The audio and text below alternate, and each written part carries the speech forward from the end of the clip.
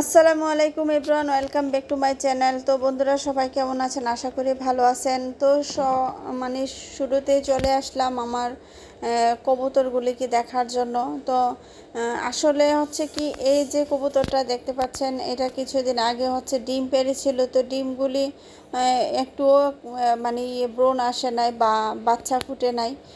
তো আমি হচ্ছে ওইগুলি তো সরিয়ে ফেলেছি। তারপরে আবার নতুন করে হচ্ছে আজকে 2 দিন হলো এই যে উনি আবার একটা ডিম পেড়েছে। তো আমি যতটুকু জানি মানে আজকে একটা ডিম পেড়েছে, তারপরে হচ্ছে আরেকদিন আরেকটা পারবে, এরকম দুইটা এক জোড়া ডিম নিয়ে বসে কবুতর। তো এখন হচ্ছে ও একটা ডিম পেড়েছে, তো জানি না এটার বাচ্চা হবে কি না, হবে কি হবে না তা আমি সঠিক আসলে জানি না, আল্লাহ ভালো জানে। আর এখন করার তো আর কিছু না। আমি ভেবেছিলাম একদিন পর আরেকটা ডিম দিবে, তো দেখি যে না, ডিম আরেকটা দেয়নি, এক পিসে দিয়েছে আর এক পিসে আছে। তো জানি না কি হয় না হয়। তো সবাই দোয়া করবেন, যাই হোক না কেন আল্লাহর হুকুম যা হয় তাই হবে। তো আর এদিকে হচ্ছে আমার যে মুরগির ঘরটা, এখানে ঢুকলাম। তো আসলে প্রত্যেক দিনই যখন মুরগির ঘরের দরজাটা খুলি একটু ভয় থাকে যে যায় 2-1 পিস আছে, যাই আছে ওগুলা ঠিক আছে, ওগুলা কি আছে ঠিক না মারা গেছে। আসলে সবসময় এই মানে দরজাটা খোলার পরে এরকম একটা আসে।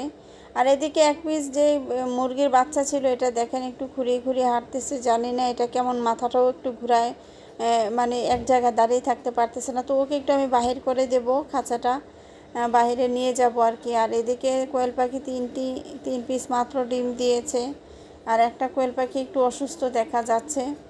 তো যাই হোক, আর করার কিছু নেই। এখানে নিচের কোয়েল পাখিগুলো পানি শেষ হয়ে গেছে, ওদেরকে পানি দিয়ে তারপরে এই খাঁচাটা বের করে ফেলবো আজকে। আর বাইরে যেই খাঁচাটা আমি রং করে রেখেছিলাম ওইটা আজকে মানে রুমের ভিতরে ঢুকিয়ে ফেলবো আর কি।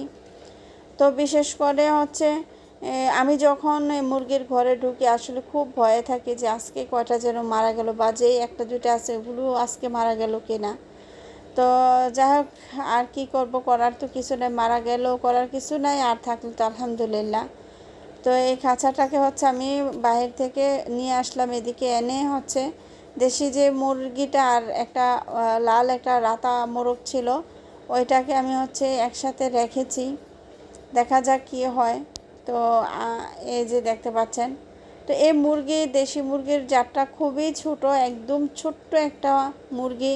আলহামদুলিল্লাহ, মাশাআল্লাহ, আল্লাহর রহমতে অনেক ডিম পেড়েছে ও, বা প্রচুর ডিম দিয়েছে আলহামদুলিল্লাহ। মানে এত পিচ্ছি একটা মুরগি এত ডিম দিবে কখনো আশা করি নাই। ও প্রচুর ডিম পেড়েছে আলহামদুলিল্লাহ, ওর থেকে বাচ্চাও উৎপাদন হয়েছে অনেকগুলি। কিন্তু সব তো চলে গেল বাচ্চা, যায় এখন 2 পিস আছে, মানে এই দেশি মুরগির বাচ্চাই আছে 2 পিস, কিন্তু ওইগুলোও থাকবে কিনা আমি জানি না। আজকে একটা একটু অসুস্থ দেখা যাচ্ছে। তো সবাই দোয়া করবেন। আর এদিকে সব তো খালি পড়ে আছে আর কি, করার কিছু তো আর নেই। তো আর কি বলবো, এখানে আর বেশি কিছু বলবো না বন্ধুরা, আজ এ পর্যন্তই, এখানেই সমাপ্তি, বিদায় নিলাম আপনাদের কাছে। আল্লাহ হাফেজ, আসসালামু আলাইকুম।